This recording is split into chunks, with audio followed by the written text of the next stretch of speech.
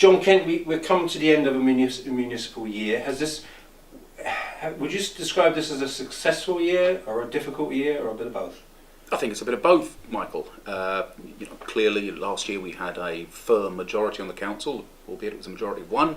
This year we're back to no overall control, and that of course always makes things difficult. But if you look at what we've managed to achieve in the last year, I think there is a lot to be really pretty proud of. So for instance, we have set a zero increase in council tax again. We've had to find £15 million worth of savings for the next municipal year. That's £36 million less we have by way of government grant than we did in 2010-11. Despite that, we've managed to maintain, rebuild and then maintain the council's reserves at a healthy level of around £8 million. We haven't closed any libraries, we haven't moved to fortnightly bin collections. Whilst at the same time we are doing some really good stuff. So we sit here in the council offices in Grays. Seabrook Rise is next to us, where we're building 50 odd new council homes. We're building new council homes in Ockenden. The hoardings are up to build new council homes in Corringham. We've also changed the criteria for getting onto the council housing list from that we inherited. That means that if you haven't been here in Thurrock for 5 years, then you won't normally be considered for council housing.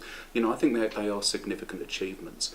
Just opposite us you have the new South East Essex College campus, which is bringing over 1,000 students a day into Grays, more students than they were anticipating to have this year, by the way. So again, a real success. You can go down to Purfleet, to High House Production Park, where the Royal Opera House new costume facility, where all the costumes for Covent Garden will be made, and all the historic costumes will be stored, many of them on display. That building's ready to open in late autumn. Again, a real achievement, and an achievement I've got to say that was opposed by the Conservatives here in Thurrock. They didn't want us to put the money that we put into the costume facility at High House. On the back of that, we can see that we're edging closer to a firm announcement for the funding on Purfleet to bring in new homes and 500,000 square feet of film and TV studios. We successfully bid to government for £5 million to help bring that forward. We can see that Lakeside are ready to expand. They have their planning permissions in place, and they brought forward their latest proposals that we all saw last week. If you go down to London Gateway Port, the largest ship ever to sail the Thames came in just, 2 weeks ago, fully laden. Port of Tilbury, 127 years old, but still expanding. We can see that they're working and expanding down in Tilbury now, and of course the Port of Purfleet still continuing to do great things. All real achievements with our partners. So I think there is an awful lot to be proud of. Lots of good news then. There is a lot of good news.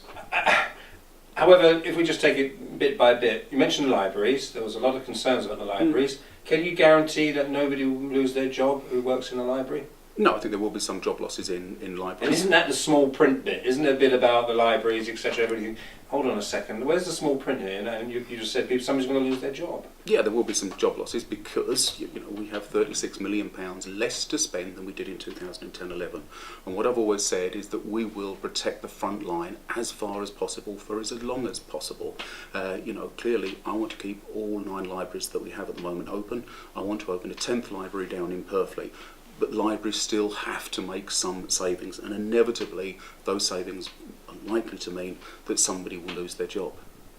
And is that the sort of, if we go from ward to ward, are we finding here in different examples of people who may lose their job? Again, we could go up to Corringham, to One Tree Hill. Are people, the rangers' jobs there, are they under threat? No ranger's job is under threat. At the moment, I think Langdon Hills has 5 rangers. I think they lose a couple of those rangers, but those people won't lose their jobs. They'll be deployed elsewhere in the environmental services. So they'll still be spending a good amount of their time at Langdon Hills. But again, and I do hate to go on about it, but last year we set a budget of £124 million. The budget for next year is £109.7 million. You can't carry on delivering services in the same way as you always have when government are giving us £36 million less with which to do it. Inevitably, jobs have to go, services have to change, and we will keep maintaining the front line for as long as is humanly possible. But inevitably, there comes a time when things have to change. I think we've done really well this year to set a budget for next year that doesn't mean library closures, that doesn't mean you move to fortnightly big bin collections, for example. Another 10 million taken away, which is what government is telling us will happen, then I can't guarantee doing it in 2 years' time. Your Conservative critics still see there's a lot of waste in the council. They talk about translation services, union reps. Do you take any of their criticisms on board?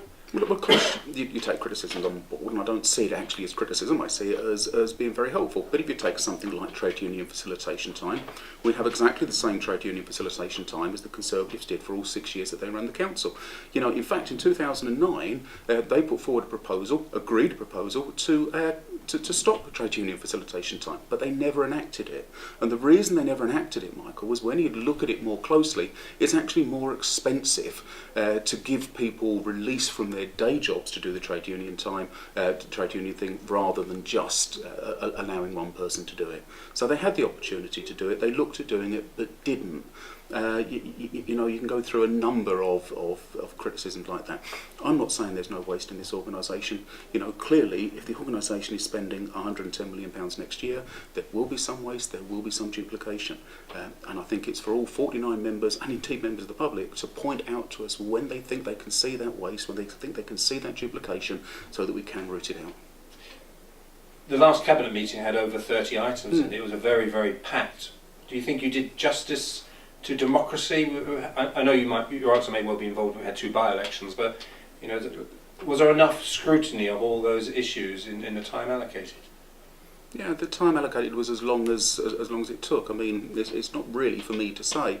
You were sitting there. I'll throw the question back to you. Did it feel rushed to you? Was there ever a time when people didn't have the opportunity to have an input? You'll know that one of the items we discussed was the crucial item of the future of the Serco contract. I waived the council rules to allow both the leader of the Conservative group and the leader of the UKIP group to come and sit at the cabinet table and to take part fully in that discussion. You seem to be suggesting that somehow we were closing down debate. I really don't accept that. But that seems to be an ongoing dialogue, that some people feel that there's not enough debate going on, and that whether it's in council meetings or committee meetings, and I guess some people's criticism of yourself is that less a political leader and more of an officer. Do you think that's a fair criticism?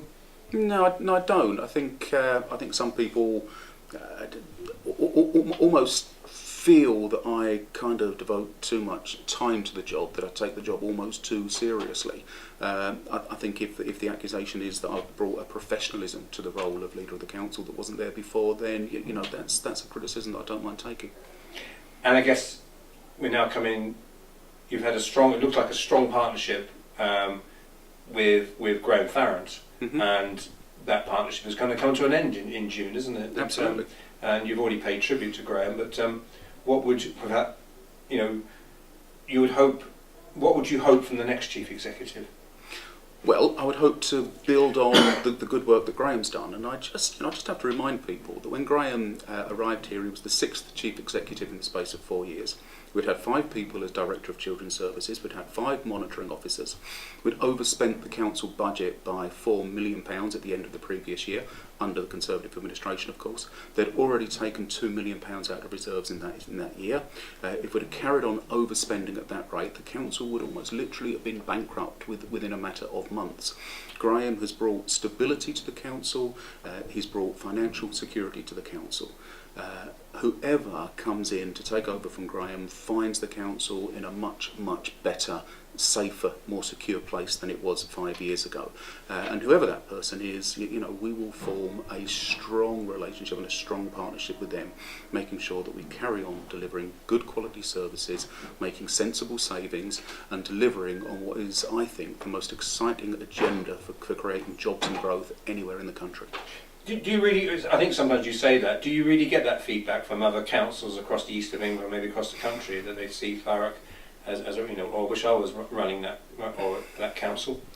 Yeah, when people scrape the surface of it, because Thurrock is still kind of a hidden gem. There are still too many people out there that don't know what we have here. But when people talk about, I don't know, London Gateway, for example, and see, here is the largest deep sea port anywhere in the country, with the largest logistics park anywhere in Europe sitting behind it, they kind of say Thames Enterprise Park sitting next to it that has the potential to be the largest green energy park anywhere in the country. They get really excited. Then you take people, as we do from time to time, to High House Production Park, and you see what we've created there. The Royal Opera House production facility, where all the staging, all the scenery is made for Covent Garden, with the National Skills Academy for Creative and Cultural Industries sitting next to it, those 40 artist studios all fully let, the costume facility still coming, and people really do then start to get excited. That's before you talk about film and TV studios coming to Purfleet, Lakeside expanding, Port of Tilbury expanding. I really don't think there is anywhere else in the country that has that level of activity and the capacity to deliver the jobs and growth that we have here. Finally, in next week, last council meeting of your year, election battles have already begun, but the election May the 7th. The next municipal year, is that going to be any easier, or is it just going to be harder? Well, I think... If you're in power, that is, of course. No, that's a matter for the electorate to decide. But every year it gets harder and harder to balance the books. And I make no apology for saying it. If you look at those like-for-like services from 2010-11, £36 million less to deliver them next year. The year after, it's likely to be £46 million less to deliver it. That really does mean that all 49 councillors, whatever political party they represent or no political party, have to come together, have to work together to make sure we set a budget that protects the front line as far as possible, is as fair as possible, and actually delivers stability and security for people in Thurrock, while still doing the good stuff we're doing. And there's so much that we haven't spoken about. If you look at adult social care, for instance, there wasn't a single delayed discharge from Basildon Hospital for somebody coming back to Thurrock in the whole of last year. That's quite remarkable. If you look at education, when we took the administration here in 2010, one in three of our primary school pupils are at a school that was rated good or outstanding by Ofsted. That's now over 77% of our kids. Not good enough, because they should all be at 100%, but really quite incredible improvement. And we've all got to make sure that we carry on delivering those sorts of improvements, delivering good services, whilst at the same time having a harder and harder job to make ends meet.